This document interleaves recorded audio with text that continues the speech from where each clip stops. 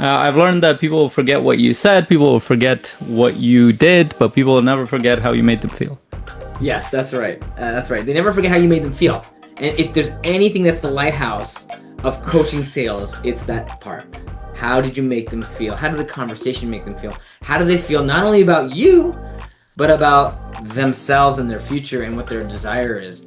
And so, like, as you meet somebody, it's a good metaphor for every step of the conversation. If you meet somebody, what feeling are you leaving them with? Are you leaving them feeling with the feeling that they want to talk to you again, that they enjoyed your company, that you are a great person to have in their network, that you can serve them and support them? That's just a good human thing to do for everybody you meet, right? Daniel, and you are about to watch a clip from our free podcast, The Coach's Journey, where we help you navigate the surprisingly difficult path of building a coaching business by people who are actually doing it. And we go live, raw and unedited every week in our free Facebook community. Coaches Nation, welcome to another edition of the Coach's Journey podcast, where we journey with the coaches. That's you and that's us. This podcast is made by coaches and for coaches. And today we're talking about framing and how it costs you clients. Clients, coaches, a lot of coaches want clients, but they don't know how to create those clients in their roster and in their practice. And one of the biggest hurdles that coaches have is the framing. Now, in your coaching sessions, once you have a client, framing, you know how to frame things, but it's before that coaching program starts that the framing really matters so that you can get the client into the coaching program. So how you're framing every conversation you have, this sometimes we call this positioning in the marketing world, but like framing and how you build that frame up and make it consistent across all your interactions with someone is a big part of how you sign clients. And if you don't frame very well, it costs you clients. And we all have had the experience as coaches where like, oh, this person totally should become a client, and there's no way that they do because the framing is way off. Something in that process of them hearing the what your offer is or the conversation that you've had before that, it turns them off. And what's going on? Sometimes that a big piece of that is just the framing. And so, like today, that's what we're going to talk about. Faisal, you want to share a little bit about this? That's interestingly, I just got off a call with a coach. We pretty much the whole session was about framing. What do So you mean? it's interesting that this coming. A lot of it was framing around the offer call and how you present the offer and package it, but it applies to all parts of the sales process. You remind me of this quote from this billion-plus-dollar CEO of a company who said that um, bad salespeople sell features, good salespeople sell outcomes, great salespeople sell the feeling. Mm. So what is the feeling that the client gets, even though there are tangible outcomes, whether it's product or a service, but what is the feeling they get when they make the decision, when they go to the next level? And a lot of framing is about that is that, okay, so we are having a conversation, for example, and we met somewhere at a networking event or we connected somewhere. In that conversation, how did the person feel and how do they feel about the next conversation? How did you frame it so they feel a certain way about the next? Are they excited about it? Are they looking forward to it? Do they think this is gonna help them solve a problem? Do they feel like there's a weight drop? Like I look for the feelings behind what you're saying, but all those three are valid. Like most coaches will sell their features. Well, I'm a high performance coach. I'm a transformational coach. I have this package will help you move forward, and it has this, that, and the other. Those are the features. Nobody cares about it. Nobody cares what kind of coach you are. And then the next level of coach be like, well, I can help you get rid of that belief or whatever emotional thing. But you're still not getting it. You have to go dig deeper as to what they're looking for. And again, this is why the process that we teach in CMC in Coaching Mastery Community, a lot of it is dig deeper into what are they really looking for. If you're not listening for that, you don't know how to frame the next conversation or the initial conversation. To be honest, I'll pause there. Yeah, you're kind of talking about two different pieces of this that are related, which are in the feelings area. Like one is your great salespeople are selling feelings. Like what you people are probably thinking, when I'm selling my program, I have features, I have results, and I have emotions and feelings. But what you're really talking about is not just in the sales call or the offer call or in the sharing of your program. It's actually happening all along the process since you meet someone. You're selling them on the feelings that they're going to have by continuing this conversation, by making a choice to work with you. The feelings are actually the most important part of every conversation. And, Maya Angelou has this great quote. People will remember, I don't remember the quote, but people might remember what you tell them. They will certainly remember if you involve them, but they will never forget if you make them feel a certain way. I'm totally butchering the quote. No, You are this butchering the is a code. great I quote. know It's a the great. code. Tell me what's the quote again? Tell me the quote. People, I remember, I don't remember word for word, but it's generally like this. People will not remember what you said, or oh, I just messed it up too. I thought I remembered it's it. it's Hold on, such a this is a good very quote. famous guy. Just look it up. Just look it up. Hold on, I'm gonna look it up. While go ahead, continue. I messed it up too. My Yeah, look it up. Look it up. I want to wait for this because it's such a good quote. code, code, and feeling. Here, I've learned that people will forget what you said, people will forget what you did, but people will never forget how you made them feel. Yes, that's right. That's right. They never forget how you made them feel. And if there's anything that's the lighthouse of coaching sales, it's that part. How did you make them feel? How did the conversation make them feel? How do they feel not only about you, but about themselves and their future and what their desire is? And so, like, as you meet somebody, it's a good metaphor for every step of the conversation. If you meet somebody, what feeling are you leaving them with? Are you leaving them feeling with the feeling that they want to talk to you again, that they enjoyed your company, that you are a great person to have in their network, that you can serve them and support them? That's just a good human thing to do for everybody you meet, right? And then as you take them forward, and this is where the framing really, really matters, as you take them forward through this process of getting to know you and you getting to know them, when do you invite them to a coaching container? And the feeling you leave with them upon that invitation is really, really important.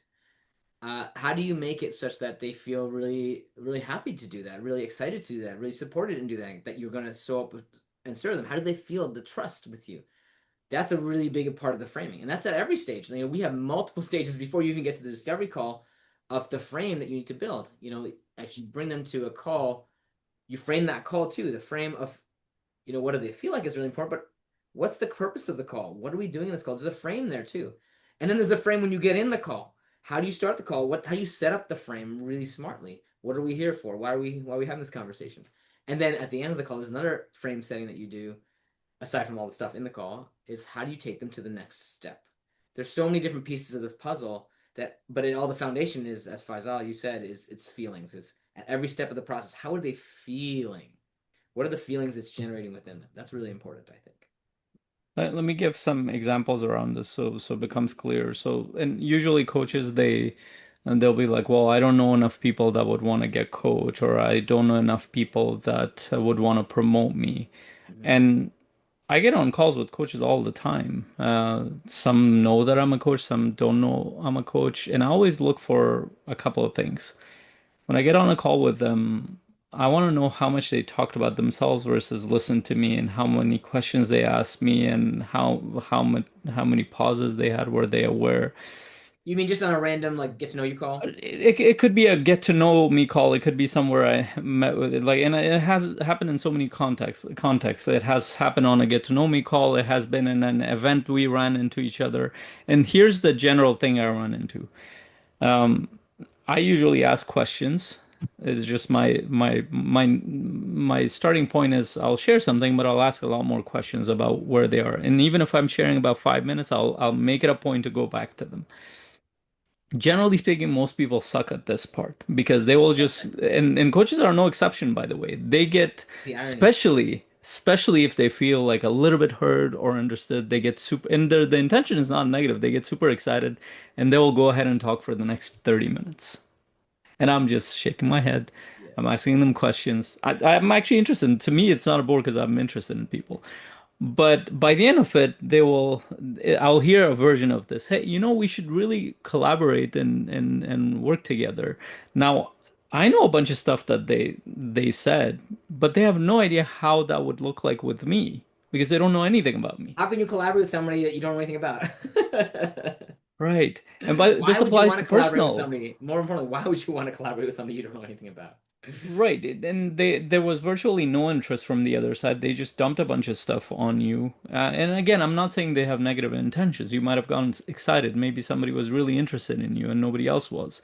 And this is where awareness is a big deal because it's not about you in that moment. It's about a relationship in Yeah. there. If you care about the relationship, you're gonna pause, even if you're excited, even if you're afraid, even if you're like we were at a campground one time. My wife and I, we our kids were playing, and a couple came down, sat beside us.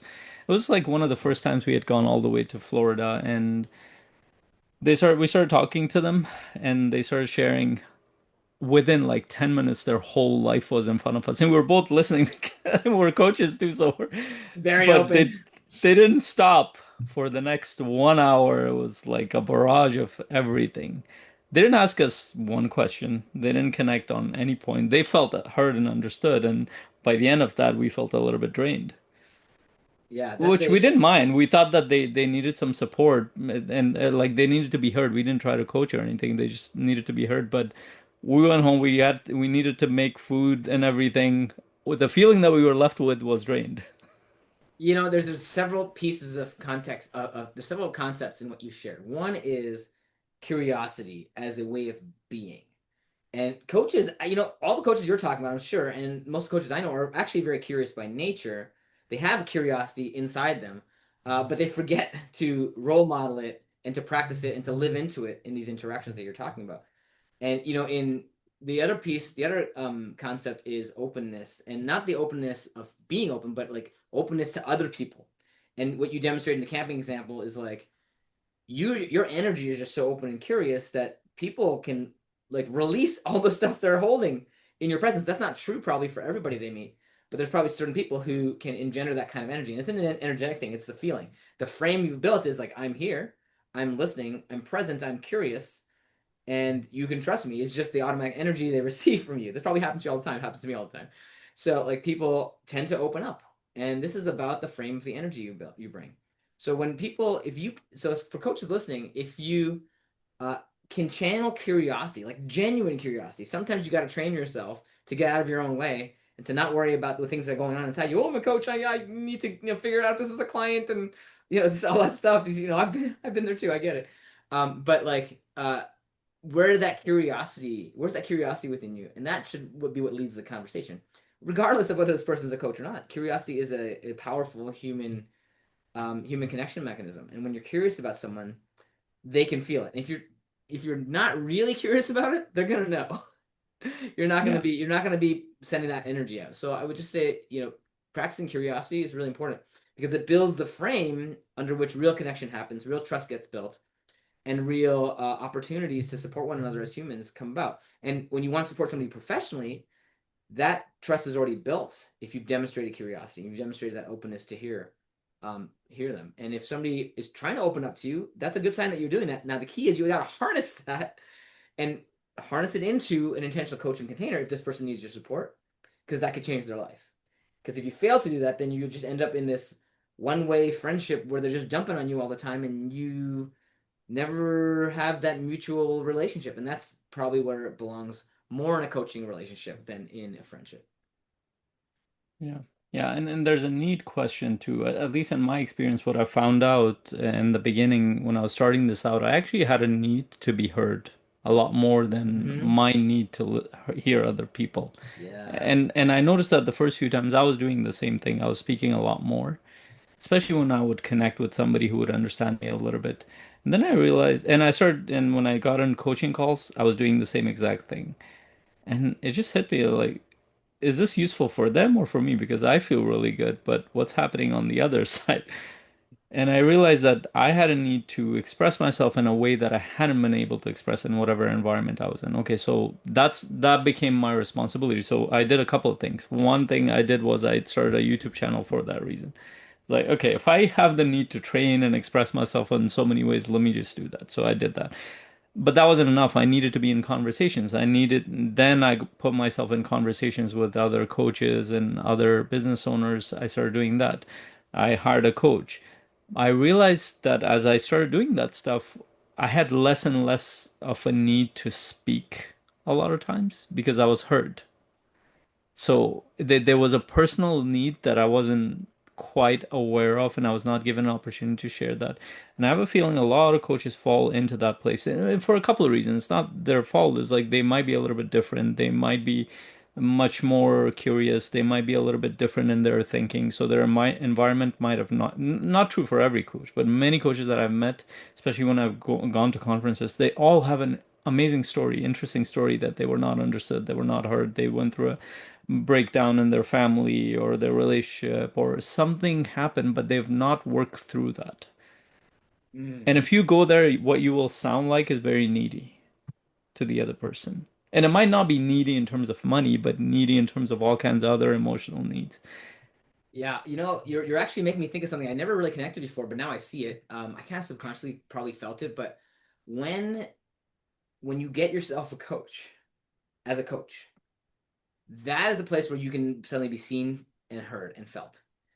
And it makes you be net less needy of that in front of other people, which includes your clients. That's why having a coach actually allows you to take these things off your chest in ways that you shouldn't be doing to your clients because you have a coach, you have a people when you have people in your life that are hearing and listening to you, and a coach will do that at a deep level on a regular basis, intentionally. That is a powerful emotional shift within yourself, right? When you have that, now you're receiving that need fulfillment in that coaching relationship. And I've seen that for myself with my coaches that I can express myself with my coach, and that reduces the need to express myself elsewhere, you Yeah. know. And so like ask yourself, do you have relation like not just with a coach, but how many relationships in your life do you have where you're truly being seen, heard, felt, where you're actually seen? If you have enough of that, then you will actually end up being able to be more curious about other people because it's not going to stand in your way and be that barrier that prevents your curiosity from being expressed, because you're screaming out to be expressed, because you haven't been in the past, you Yeah. know? So that's actually a really interesting connection. I never put it together until just this moment. Yeah, and there's a conflict between what coaches say and what they do. And one is a deeper need. The other one is what the story they're telling themselves that they want to help people. And by the way, if you kind of summarize all of helping people, ultimately you're helping yourself at some level. There's a deeper need that you have to be understood, heard in that same way. And part of the reason why a lot of times I feel like healed at the end of every coaching conversation because there's a part of me gets healed. That's true pretty much, I think, for every kind of coach, therapist, these kind of work that they do. But the dominant needs are like if those dominant needs are not met, it will stick its head out. Now you become the person of need versus the other side. Yeah. It ends And up with a role reversal, which can be really damaging to a coaching yeah, relationship, where the other person now feels like they have to listen to you. And so, you ever notice that moment in a coaching session where the frame flips? This is why the framing is so important. If your frame flips and now you're the one sharing the support, like you share like you need support, and they start supporting you. You ever had that happen in a coaching conversation or in a conversation before the coaching conversation? You can feel it. You can feel it switch, especially if you have the coaching hat on. And when that happens, that means the role is, if you're in a coaching program and that happens and you're the coach, the role has been blurred. And yeah, so you gotta watch out for that shift. And there's a natural human back and forth in most relationships, but a coaching relationship is a very particular kind of relationship where the mutual yeah. benefit is not only in exchange of verbal and emotional information and transformation. The exchange is actually you coach and they pay you, and Yeah. that's also mutually beneficial. And that part is really interesting. I mean, if you track back, coaching goes back to the like it's like if you look at it, therapy was the first piece to evolve and similar to coaching. About what, close to 80 years now, something like that. And think of like the fathers like Freud and Carl Jung. Freud has actually thought about this deeply, and it was, I think, Alanda Baton from School of Life. He was talking about it. It's like when he was thinking about a therapist's relationship to the client, he's like, it's very ethical to charge the client because no matter how the person is, whether they're boring, they're not polite, whatever, this person is paying the therapist, and the way their ritual was, at the end of it, you leave the cash on the table at the end of it. And we don't have cash anymore, but that was the transaction for the therapist to sit through, however, for this person to let everything out. That was the transaction. Coaching is a little bit different. It's a little bit more intimate than that. But that payment is because you're fully showing up for this person in that way. There's no other relationship where you're going to be like that. There's always like a give and take. And so the transaction is that they're paying you to fully show up. But I wonder how many coaches fully show up no matter what's going on in their life. Now, keep in mind, we're human. So I've gone into session like 10 minutes before a big conflict from with my wife. I've gone into a session when there has been a death in the family. I've gone into a session when all kinds of things happen. I have to air it out because I'm human. But then my whole focus has to be the client because they're paying me to do this thing. But forget payment. Like even when you're connecting with people, you go to a networking event, there's an intention there. You're connecting with other people. You want them to see you in the light of a professional. How do you show up there? Like, do you show up with all of your needs? Let's look at the extreme of this. It was another philosopher talked about this. Like, we get this advice to be yourself in your most intimate relationship. What does that mean? You have to really qualify that because let's say you made your spouse become your therapist. Is that kind? You're being yourself. You're dumping Being all your yourself thoughts. could vary based on the relationship and the appropriateness of what the expectations and Yeah, the intentions of those relationships, right? Like you can't have exactly the same relationship with every person around you. So be yourself is contextual. That's the very point. Be yourself. contextual. Yes. So a lot of coaches talk about, and this goes to authenticity as well. They're like, I want to be authentic, but they've kind of summarized that to being just, I'll just be all of myself at any time.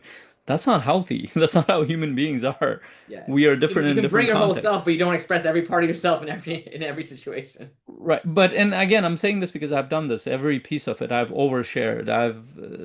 In the name of vulnerability, I've said a bunch of stuff. I'm like, that wasn't necessary. Like, I could have been vulnerable in a little bit different way. I could have said it, framed it differently. All this to say that if you don't have your needs in check, doesn't mean you have to, like, all of them have to be met. We all have things to work through. But the dominant needs, then even if you have the intention to be curious, it will interfere with it. So that's an awareness piece. Now, because if you're not curious enough in that conversation, whatever, even if it's at a networking event, you don't have enough things from the client, their challenges, their goals, their struggles, their for you to even understand to repeat their words back to them that, hey, this is what I hear. And then move it to the next conversation based on that, because usually the next step is based on what they've shared. It's not some random reason, oh, I'm a coach, I can help you a lot, but with what? Yeah. Yeah. And this is what you're really talking about in terms of our podcast topic is the framing that you bring to every conversation, right? Like what is the frame you're bringing? If the frame you're bringing is like you need to be heard, that's not a powerful frame for leading a coaching conversation path, right? If your frame is that they will be heard, if your frame is that I'm curious about you, now there's something different about that frame. And so what I'm noticing about our conversations, there's so many different dimensions of framing the conversation. There's so many layers upon layers here. Part of it is your own personal development. Part of it is what you say. Part of it is how you structure the calls. Part of it, the intention you bring. Part of it is what you explicitly say this is about. Part of it is how you make people feel. Part of it is the process that you go through. There's so many parts of this process of building a Yeah. coaching relationship, and a lot of it, the hardest framing happens before you sign the client. For most Yeah. coaches, it's like the hardest part, and most certifications never talk about it. They talk about like, okay, now you Yeah. have a client. Here's the methodology you work with. Here's your tools. Here's your skill sets for that. But how do you get the client in the program? There's a lot of framing that you need to do. Yeah. Yeah. And it all starts with you. And when coaches say that I don't have enough leads or don't have enough people to support, that's not a thing. That's a thing you're sold by marketers. There are humans everywhere. If you, I mean, and then they're sent towards niching, then they're sent towards some marketing plan. Then they were sent towards some social media strategy. None at all of those areas, you're going to end up in a conversation with somebody. And like I've said this before, that if I give you my 100 of best leads, like you will either convert none or it will be a very small percentage of it and you will still end up in the same place you were in a few months later because you weren't able to get referrals out of it. You weren't able to connect with a different network because the ultimately you build certain skill sets to show up a certain way in these sessions and lead the conversation to the next step. There's a process, there's a context, there are things that happen that none of it is really taught in the coaching certifications, because coaching certification focus on the overall frame of how do you coach? What are the questions you ask? Yes, you need to be present, but that level of presence doesn't just show up in the coaching session. It shows up way before, when they first encounter you, wherever that looks like. So usually there's an intentionality that is hard to curate without practice, without experimentation, without iteration, and without feedback. And that's essentially what we're saying, is that if you're struggling to get clients, it might not be because you don't have some great marketing engine. It might be because you're actually, from the time that you connect or see a potential client or somebody or meet with them, something is not going right. And it's coming back to like how they're feeling, how you're feeling, how are you framing the next step in the conversation? Are you even leading them towards the next step, Like the or frame you're is off. hoping? The Yeah, the frame frame is is off as well, completely right? off because you don't even know what to say. You usually end up with, and think about the questions new coaches ask. Well, how do I talk about being a high performance coach or a transformational coach? Like, why do you need to talk about high performance and who cares about People that aren't piece? thinking about that. You don't need to talk about it. Nobody cares about it. But Well, but how if how you are do feeling that you cannot be heard and you need to talk about your thing, there might be a need to talk about that, right? Like back to what we said before about but the need to that's feel a seen. different level. That's No, that could be part nobody. of the reason that they're wondering that, right? It's like I need to talk about my thing so people know that I have a thing. That this is like Right. but that's not actually what it's about. It's about helping Yeah, people, well, serving that's people. a very surface thing. Of course, you're going to say I'm a coach, but in the conversation, nobody really cares how many Right. certifications you have, how many coaching processes you went through, what model you have, and coaches get stuck in those areas because they think they should talk about that. What they really need to know is, what does the client need here? Can I help them? Can I support them? And then you frame the next conversation for that. And the next conversation is not necessarily your offer. You're not selling something. You're trying to see, can you even support them? And that's what we do in CMC, and that's what we're doing with our upcoming masterclass. September what, second? Second is coming up. We're going to be doing a masterclass on how do you show up in conversations way before the sale actually happens. And when you connect with people, when you show up with people, when you lead the conversation to the next flame, what are the skill sets needed in the what is the process, and what are the skill sets needed within the process? That is not taught in most certifications. We're looking at it. How do you get clients? How do you coach clients before they become your clients versus after? Most coaching certifications focus on coaching clients after you've gone the client already, but they assume that you are going to get the client, and that's not what really happens in practical terms. Not a safe assumption for most certifications. And that's what we call our masterclass, the skills that get you clients, which Yeah. is really all about what do you need to, what's like we talked about framing today a lot. What are the frames that you need? How do you frame every interaction? Whether it's how you make them feel, whether it's the way you build trust, whether it's the intention that you set, whether it's your own need to be expressed versus your ability to channel curiosity to build openness for them to be able to be heard. There's so many parts of that frame. So if you like this podcast today, we'd love to see you in our free community, cmc.coach. You can join our Facebook group and you can get a hold of us there and we'll get back to you with whatever questions you've got. And we hope to see you also at our masterclass, which we'll be posting there soon on September 2nd.